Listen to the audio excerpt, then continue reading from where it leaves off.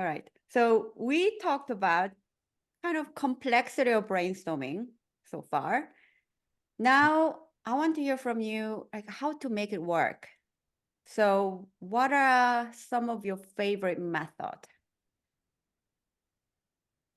So like for myself, I tend to like to get people to draw, maybe because I'm a designer myself. So the whole idea of picking up something to just translate whatever's in your head onto paper, it's something that's quite natural. But at the same time, I think when we invite people into a brainstorming session, you're also asking people to do something that's very different from their normal day at work, right? Oh, So drawing stuff already helps you to move them into that space. Like you're not going to be like writing stuff today, you know, or typing stuff on a laptop. You're going to be doing something different. So that helps them to change that mindset.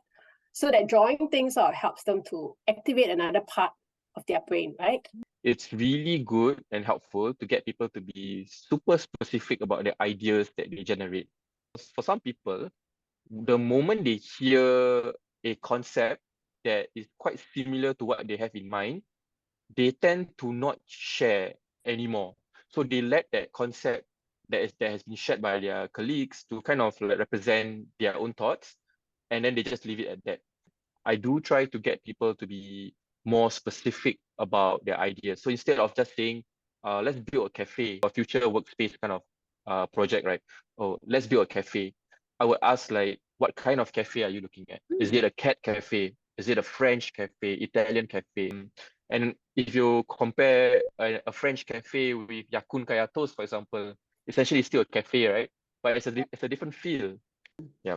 also, Esther? I think when we ask people to be specific, doesn't it lower the kind of fear of having to come up with a grand idea? Because being specific means it can be something small as opposed to coming up with like amazing concepts. So it's quite true, especially when you use words on post-its.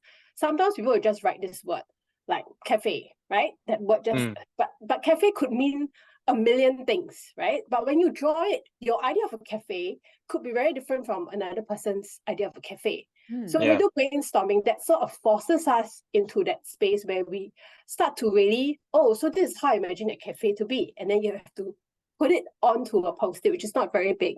So it also requires you to sort of synthesize, right? Or filter what's the important message I want to tell people about this cafe idea that I have in my head. I actually love the whole idea of bringing visuals into brainstorming. Personally, though, I do struggle with differentiating between visualizing for ideation versus visualizing for prototyping. Because as you draw, right, there's an element of prototyping actually. Yeah, so sometimes I find that when I draw, I mean, as sucky as it looks like, I tend to worry about the details because I think I become very self-conscious. So I don't know whether Esther, you have some tips for me to kind of like get over that. Usually when you see people doing it, the idea is to get them to do it fast too, right? So you don't make them focus on that one idea to try to like make it as elaborate as possible. So you tell them, okay, we need 10 post-its up there within, let's say, 10 minutes. So they're forced to, okay, within a minute, come up with something and represent everything. And the interesting thing is, as people draw and put it up, that's where the magic happens as well. Because when you see the kind of images, which obviously connects with people a lot more quickly, that sort of sparks ideas too. Like you see people draw a TV, you see people draw a kind of table. So it helps you to connect to maybe a new idea. So I find that visual helps people to be able to make connections a lot more easily than if you have a wall of, let's say, written post-its where you need to read. And then when you read, you need to visualize what this person is trying to do. Yeah. So it breaks that kind of fluidity in the brainstorming as well. Maybe we can combine using visuals and that kind of warming up exercise together.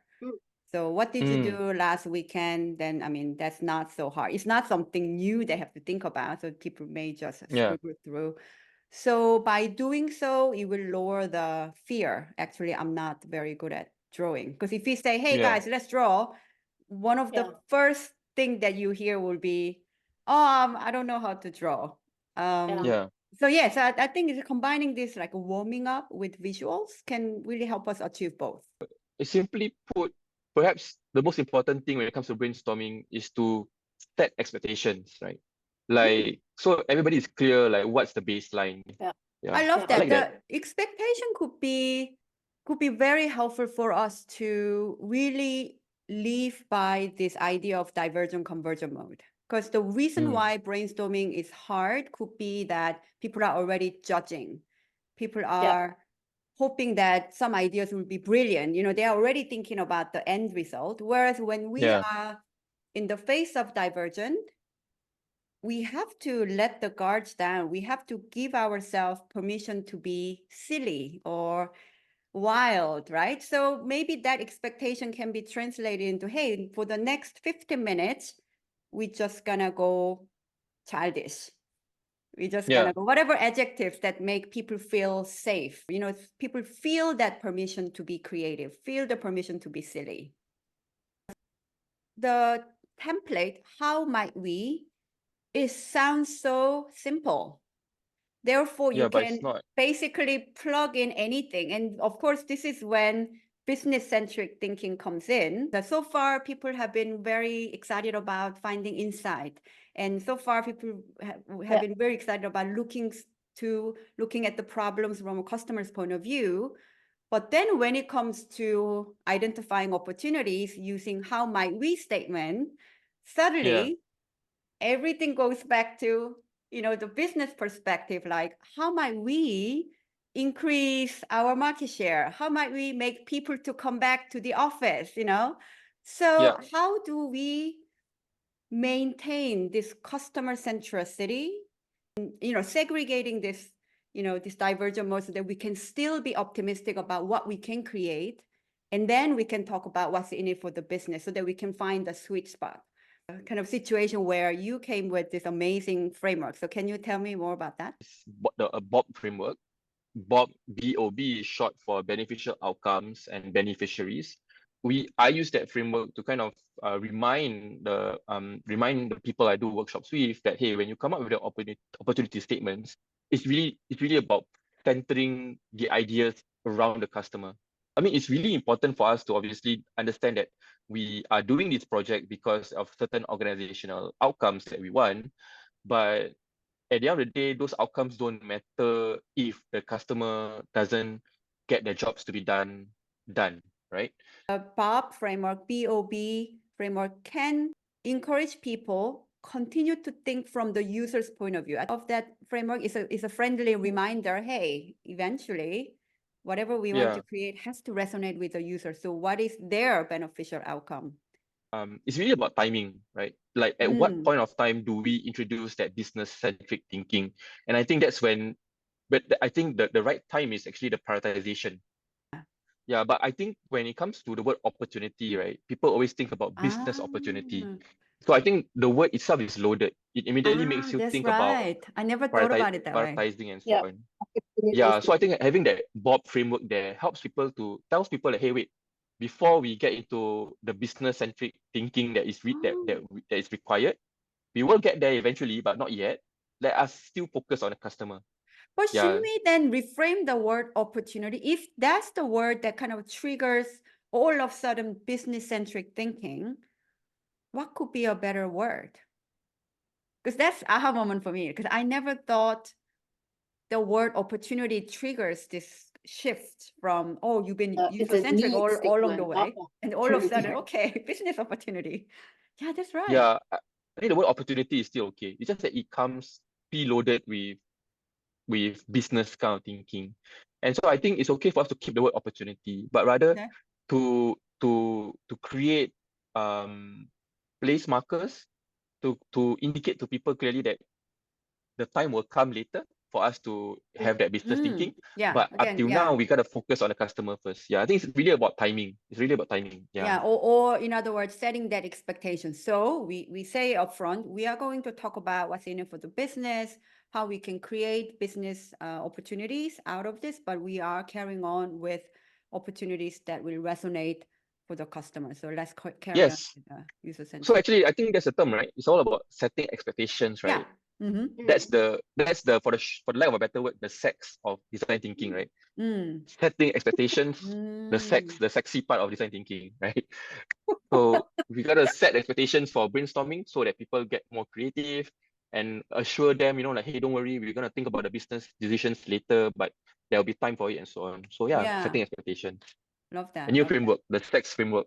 Yeah, it's all But about actually, expectations. if you think about it, what Jon Jon said, right? Because when you bring the focus back to the customer, then essentially you're trying to tell people like your things about timeline, budgets, and feasibility is not something that you need to think about in this space, right? So that sort of helps to shift them and get them to focus on these other things instead of the money. And usually people would keep thinking about, because we are in the operations or business mode all the time, right? So it's actually to force them to get out of it. Yeah. In that sense. Yeah. Exactly. I think that's the intent of design thinking in the first place, to create that healthy tension between what business wants and what customer wants. And since it's so natural for us to think only from a business point of view, organizations look to design thinking to really, balance out those business-centric thinking. So yeah, in other words, the really purpose is to create that pool.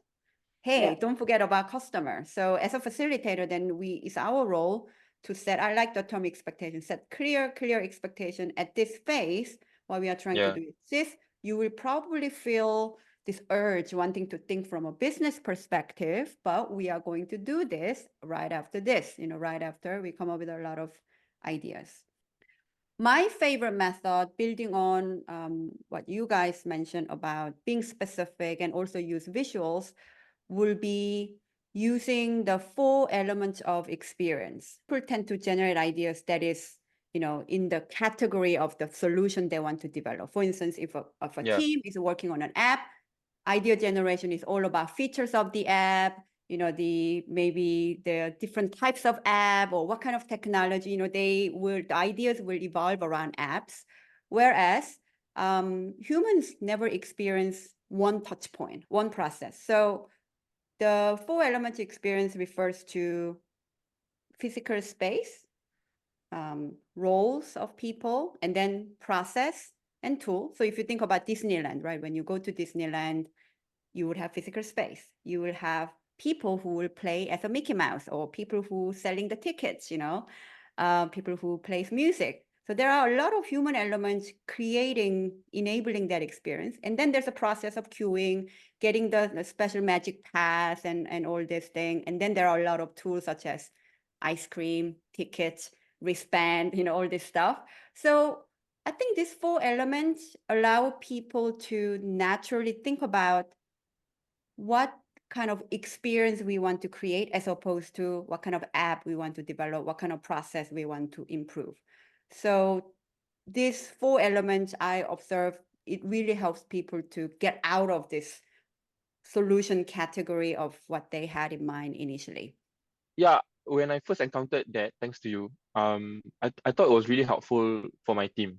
And at that point of time, I was working with like a technical team, right? I had a team of developers and I had a team of like designers. While it was good to kind of like get them to think of the other solutions, potential solutions for some of the problems that we encountered, right? I do feel that there's a bit of reluctance or hesitance on their part, partly because they feel that, hey, like I'm a programmer, right? There's nothing to do with space that will involve me. Like, so why should I brainstorm about those ideas? Because they don't want to waste their ideas on that. Because we're not going to do anything with the space anyway within my scope of mandate. Yeah. What I thought was helpful was actually to still get them to go through it, but allocate lesser time. So I think what I did was, for example, like because we're a technical team, right? So when for the portion for tools and process, we gave a lot more time to think about those ideas, but then we allocated lesser time for us to brainstorm about space. Really, because like for space, it was quite an unknown thing for them. But at the same time, when it came for us to brainstorm for space, I also made sure that it was not only about the physical space. Yeah. Because I think usually, like when we use that framework, like the space, roles, process, tools, sometimes digital spaces fall under tools because, like, for example, web forum and so on. Yeah. So I think if you were to use it for a team that is very focused on a specific outcome or mandate, it's still doable. You face some resistance, but it's still doable. But I think the workaround is to allocate the varying amounts of time for each section. Yeah, I love that. So that it's more relevant to them. We could also position this way, not that we can do something about space, but by doing so, we will have clearer picture how user will experience our solution. So this brainstorming will help us understand the context, in what, also I like the idea that space doesn't have to be physical. We can say physical or digital space. So social media can become a digital space or Digital intranet space. or, Yeah. those, it could be our internal town hall, when the meeting takes place, users get to know certain things. So yeah, I think we should definitely customize so that people see the value in these elements of experience instead of using like blindly, like physical space. Yeah. Yeah. But I think space plays a lot of role in, for instance, getting to know certain things. Let's say if it's a banking product, right? Because you are waiting at the bus stop, you ended up seeing an ad, so it could touch different parts of the customer journey. Customer journey. Doesn't mean the physical space will be the solution or our product, but of course, depending on what you're ideating on, but surprisingly, I'm always surprised how those not often discuss the space and the roles, those two elements. Actually, if you give people space to think about it, a lot of ideas come out of it. And then because of that, people tend to think and experience rather than the solution I'm building towards it. Yeah. I think it's actually about diversity to me when you sort of break it down into that, right? So when you think about experience in these 4 different verticals, it also forces you, let's say if you're a facilitator, to think about who you want to bring to that space to ideate as well. So that you don't just end up with only people who can come up with tech kind of ideas, right? Somebody who does more spatial stuff, somebody who looks at really all the planning and processes, etc., etc. So that sort of helps you to cross-fertilize how they look at the problem and how they usually think as well. So I think having those 4, it's really about reminding ourselves that you need diversity within your own teams of people when you're brainstorming. Because I found if you think in those 4 elements as opposed to concept, it allows us to be more specific. And then because of that, because these are all specific, just as Esther mentioned, we are able to separate those ideas together. So the ideas become more like aggregated experience as opposed to, single solutions concept level. I love this discussion we're having because like it really shows like for design thinking, it's really about like using a tool. I mean, it's all the same tool, but we can kind of like customize it to fit certain context and so on. Like we are like chef, so there are design thinking framework tools like ingredient. The next time we should wear a chef hat, like when you talk about the method. The apron. So cool. Okay, head chef, sous chef, whatever. And then, these are all there. Ingredients are there. Yeah. And it's up to us how we want to cook it, right? Based on our audience, the dynamics of people, preference of people, time we have, right? Which reminds me of a quote that one of my teammates shared. I mean, he sort of learned design thinking through me, right? And then before he left, he told me, Esther, actually what I realized is design thinking is like a slow form of cooking compared to the instant kind of cooking where you put something in the microwave and you press and then the outcome comes out immediately. It's not so much, I mean, not that the outcome is more important, but it's really the process of cooking it that's important in design thinking, right? So that's what he got out of spending a couple of months with me. And I thought, wow, that's such a good analogy. I loved it that he described it that way. But then outcome is also great when you actually get to taste that new experience you design and customer resonates and business result kind of follows. And then the taste is more amazing than anything that is instant. Yes, anything that is instant, exactly. Yeah. But you know exactly the outcome, right? When you put it in microwave, you know exactly in a few minutes you're going to get that, whatever that thing is. Exactly. So people feel it takes longer time, it feels like repetitive, where is the recipe? But actually, if you add those ingredients, cook it with intention and love and empathy, curiosity, and all these things, I mean, the result will be amazing. I mean, I'm on keto, so I haven't had instant noodles for a long time. So this is the part where I disagree with you guys, because like I would love to have some instant noodles.